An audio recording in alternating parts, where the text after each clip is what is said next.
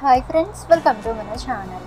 Friends, ఈరోజు వీడియోలో railway స్టేషన్లో క్యాంటీన్ని ఎలా ఓపెన్ చేయాలి, సో దానికి కావాల్సిన పర్మిషన్స్ ఏంటి, ఇన్వెస్ట్మెంట్ అనేది ఎంత ఉంటుంది, సో ఈ డీటెయిల్స్ అన్నీ కూడా ఈ వీడియోలో మనం తెలుసుకుందాము.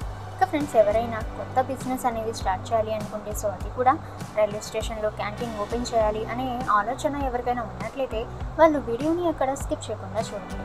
ఇక ఫ్రెండ్స్, ఇటువంటి ఇన్ఫర్మేటివ్ వీడియోస్ అందరికంటే ముందుగా మీరు పొందాలి అనుకుంటే మన ఛానల్ని సబ్స్క్రైబ్ చేసి బెల్ ఐకాన్ని ఆల్ మీద ట్యాప్ చేయండి. అండ్ ఫ్రెండ్స్, ఈ వీడియోని మీ ఫ్రెండ్స్ అండ్ ఫ్యామిలీ అందరికీ కూడా షేర్ చేయండి. ఇక ఫ్రెండ్స్, మొదటిగా మీరు ఏదైతే రైల్వే స్టేషన్లో ఈ యొక్క క్యాంటీన్ ఓపెన్ చేయాలి అనుకుంటున్నారో, సో ఆ రైల్వే స్టేషన్ ఏ రైల్వే డివిజన్ కిందకి వస్తుందో సో ఫస్ట్ దాన్ని కనుక్కోండి. ఆ విభాగం యొక్క డివిజనల్ కమర్షియల్ మేనేజర్ DCMని మీరు సంప్రదించాలి. ఆ తర్వాత టెండర్ ప్రక్రియ అనేది ఉంటుంది. రైల్వే స్టేషన్లలో దుకాణాలు మరియు స్టాల్స్ తెరిచే ప్రక్రియను Indian railway catering and tourism corporation IRCTC నిర్వహిస్తుంది. అధికారిక భారతీయ రైల్వే వెబ్సైట్ని మీరు విజిట్ అయితే చేసి టెండర్ విభాగానికి నావిగేట్ అనేది మీరు చేయొచ్చు. ఆహార దుకాణాలను తెరవడానికి టెండర్ నోటిఫికేషన్లలో పేర్కొన్న విధానాలు అనేది మీరు ఫాలో అవ్వాలి. ఇక రిక్వైర్డ్ డాక్యుమెంట్స్ అన్నీ కూడా మీరు సమర్పించి టెండర్కి మీరు అప్లై అయితే చేసుకోవచ్చు. ఇక రిక్వైర్డ్ డాక్యుమెంట్స్ అనేవి చూసినట్లయితే FSSAI లైసెన్స్ మరియు GST వర్తింపు. మరియు ఫ్రెండ్స్, రైల్వే స్టేషన్ మరియు స్థానిక అధికారుల నిర్దిష్ట అవసరాలను బట్టి మీకు స్థానిక మున్సిపల్ అనుమతులు లేదా ఇతర అనుమతులు అవసరమైతే కావచ్చు.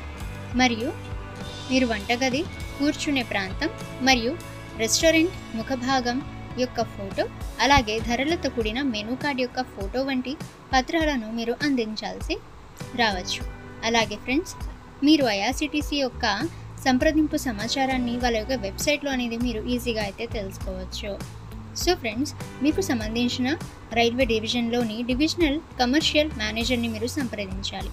తర్వాత ఇండియన్ రైల్వేస్ వెబ్సైట్లో వివరించిన టెండర్ ప్రక్రియని మీరు అనుసరించి మరియు FSSAIతో సహా అవసరమైన లైసెన్స్ మరియు అనుమతులు అయితే మీరు పొందాల్సి ఉంటుంది.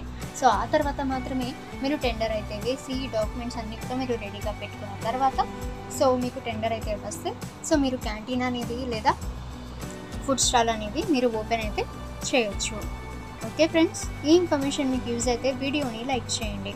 ఇక ఫ్రెండ్స్, ఇటువంటి ఇన్ఫర్మేటివ్ వీడియోస్ అందరికంటే ముందుగా మీరు పొందాలి అనుకుంటే మన ఛానల్ని సబ్స్క్రైబ్ చేసి బెల్ ఐకాన్ని ఆల్ మీద ట్యాప్ చేయండి. అండ్ ఫ్రెండ్స్, ఈ వీడియోని మీ ఫ్రెండ్స్ అండ్ ఫ్యామిలీ అందరికీ కూడా షేర్ చేయండి.